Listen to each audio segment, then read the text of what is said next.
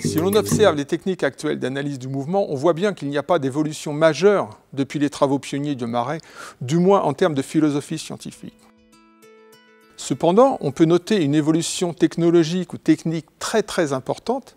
C'est ce qu'on se propose de vous montrer aujourd'hui avec la mocap ou motion capture ou capture du mouvement.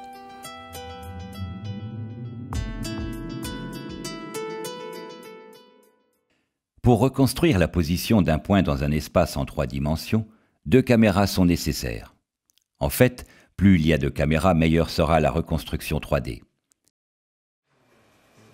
Le but de la calibration est de transformer les espaces 2D captés par les caméras en un espace 3D unique.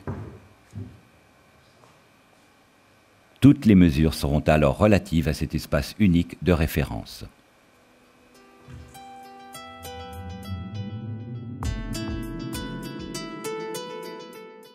Une fois l'espace 3D calibré, il est encore nécessaire de fixer un point zéro pour toutes les caméras.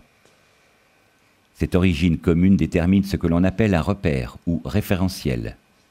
Cette base commune est nécessaire pour comparer les mesures entre elles.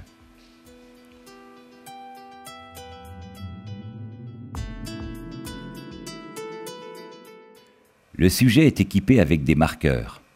Un marqueur est simplement la matérialisation d'un point anatomique particulier.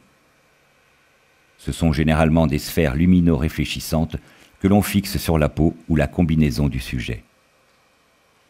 L'ensemble des marqueurs fait référence à un modèle du corps.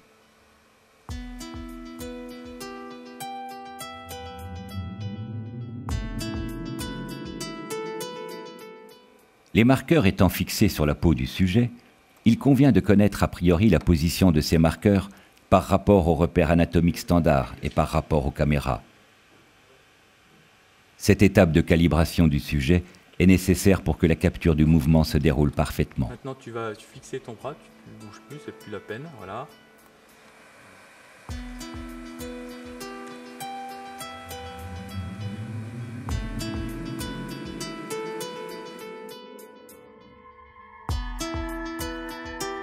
Le modèle du corps permet de recalculer les paramètres corporels, axe de segment, bras, avant-bras, mains, centre de rotation des articulations, épaules, coudes, poignets, et ainsi d'obtenir par exemple une forme squelettique.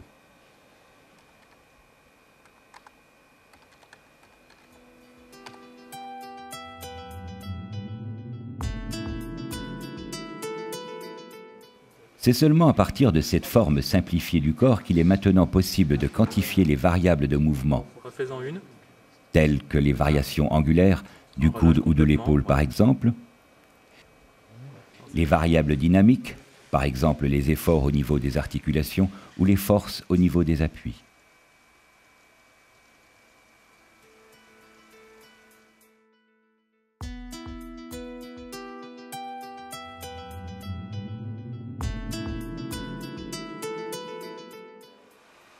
Ces techniques d'analyse du mouvement sont utilisées pour comprendre et améliorer la performance sportive. Allez, encore une ou deux.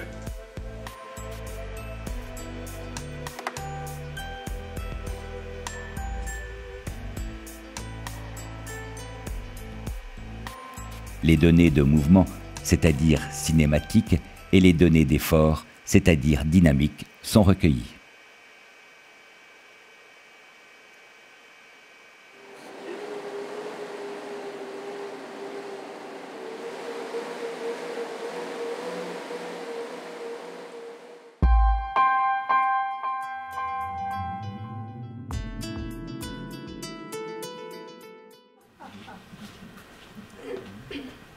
Ces techniques d'analyse du mouvement sont aussi utilisées à des fins de diagnostic.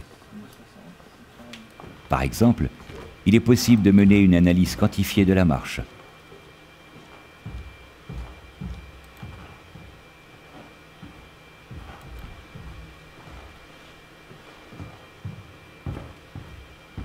Une analyse détaillée de la marche peut améliorer les méthodes de rééducation des patients.